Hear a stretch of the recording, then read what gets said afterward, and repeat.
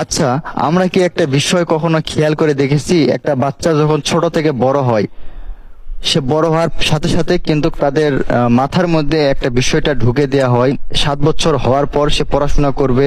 সে 1 2 3 4 5 এইরকম করে সে 10 পর্যন্ত পড়াশোনা করলো।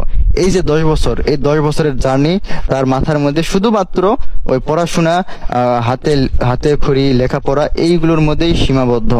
কিন্তু এই পড়াশোনার পাশাপাশি যদি আমাদের এই কারিগরি কোনো দক্ষতা বা হাতে হাতে কলমে প্র্যাকটিক্যালি যে বিষয় আছে, এই বিষয়গুলো যদি আমরা করতে পারি, তাইলে কিন্তু একটা স্টুডেন্ট বা একটা ছেলে বা একটা মেয়ে কিন্তু আগে থেকেই অনেক দক্ষতার সঙ্গে তৈরি হয়। আমরা যদি একটু আদার্স কান্ট্রির দিকে লক্ষ্য করি, যে বাচ্চাগুলো আছে তাদের কিন্তু সে ছোট থেকেই বিভিন্ন ইলেকট্রনিক্স ডিভাইস, বিভিন্ন হাতে কলমে যে বিষয়গুলো আছে, এই বিষয়গুলো কিন্তু তাদের শেখানো হয়, যার জন্য তারা কিন্তু এত আপডেট। তো আমাদের দেশে এই বিষয়টা নেই, সেটা আমার কাছে খুবই দুঃখজনক লাগে। তারপরে যখন আমরা ইন্টার পাস করি, 10 পাস করে ইন্টার পাস করি বা অনার্স লেভেলে যাই, তখনও কিন্তু আমরা এই পড়াশোনার মধ্যে সীমাবদ্ধ থাকি। আসলে পড়াশোনার মধ্যে সীমাবদ্ধ থেকে শুধুমাত্র ব্রেনেই থাকবে, আর হাতেই থাকবে, আর একটা সার্টিফিকেটেই থাকবে।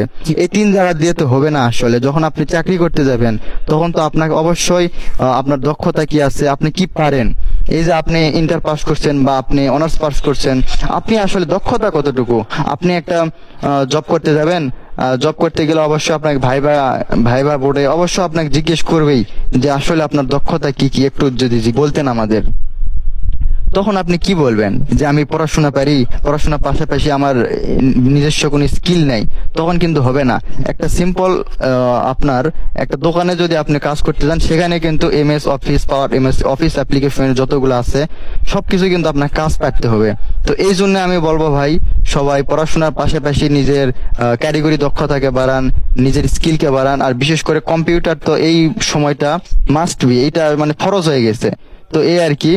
পরবর্তীতে নেক্সট কোনো ভিডিওতে দেখা হবে। সবাই আমার জন্য দোয়া করবেন। আল্লাহ হাফেজ।